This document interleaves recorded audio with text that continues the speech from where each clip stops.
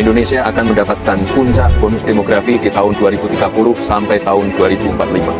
Sebuah kondisi yang terjadi hanya satu kali dalam sejarah peradaban sebuah bangsa. Kesempatan ini tidak akan terulang, di mana sekitar 208 juta penduduk kita akan berada di usia produktif, di mana generasi produktif, generasi muda memiliki proporsi yang lebih besar, sehingga memiliki pengaruh signifikan dalam menentukan arah kemajuan.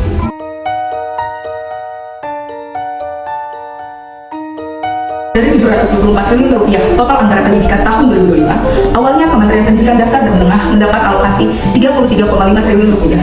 Lalu terkena efisiensi menjadi 26,2 triliun rupiah. Muhammad Nur Purnomosidi menyoroti masih tingginya angka putus sekolah di daerah 3T. Data menunjukkan tingkat pendidikan di daerah tertinggal, terluar dan juga terdepan masih minim dan angka putus sekolah tinggi.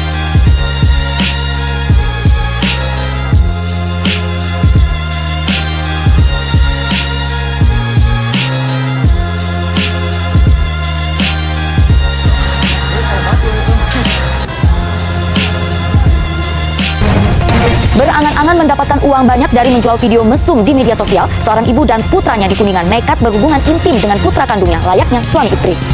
Gara-gara kecubung, 2 warga tewas dan 35 warga lainnya dirawat di rumah sakit jiwa.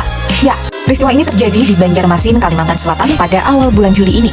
Seorang pria bernama Dian ditusuk saat bersilaturahmi ke rumah pacarnya di Desa Tatakan Tapin, Kalimantan Selatan pada Selasa 1 April. Polisi meringkus 2 perempuan pelaku pembunuhan sadis pemuda di Subang, Jawa Barat. Satu tersangka masih remaja belasan tahun yang kini duduk di bangku kelas 2 SMA. Dari pemeriksaan polisi, motif pembunuhan berlatar belakang cemburu. 2 perempuan ini diringkus Satreskrim Polres Subang karena telah membunuh pemuda bernama Toikin 21 tahun. Setelah pemeriksaan mendalam, diketahui motif pembunuhan tersebut dilatar belakangi cemburu karena korban menggoda salah satu pelaku. Kepada polisi, kedua pelaku mengaku sebagai pasangan sesama jenis. Seorang jurnalis perempuan di kota Banjarbaru, Kalimantan Selatan, Juwita, tewas dibunuh kekasihnya sendiri.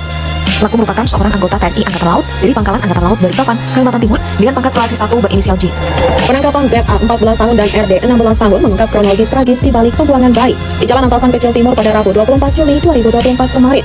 Rupanya, ZA melahirkan bayi tersebut di toilet rumahnya pada pukul 19.00 waktu Indonesia Tengah. Tanpa bantuan siapapun, ZA melakukan proses persalinan itu sendirian. Setelah bayi itu lahir, ZA kemudian membekap bayinya hingga meninggal dan membuangnya melalui jendela kamar mandi. Mengawali berita pagi ini, saudara, mayat seorang wanita ditemukan di eks-lokalisasi Pembatuan Banjarbaru Kamis pagi. Pelaku ditangkap 2 jam setelah polisi menyelidiki kasus ini. Pelaku yang merupakan seorang pria asal Marabahan mengaku mencekik korban dalam pengaruh minuman beralkohol karena merasa tidak puas setelah korban meminta pelaku menggunakan alat kontrasepsi. Pelaku sempat memaksa korban untuk tidak menggunakan alat kontrasepsi dan sempat ada perlawanan dari korban hingga pelaku mencekik korban selama 3 menit sampai korban kehabisan nafas dan kehilangan nyawa. Ini sebagian kecil kondisi masyarakat kita sekarang. Masih banyak banget yang belum diberitakan. Lalu bagaimana dengan kita? Apakah mau sama seperti mereka?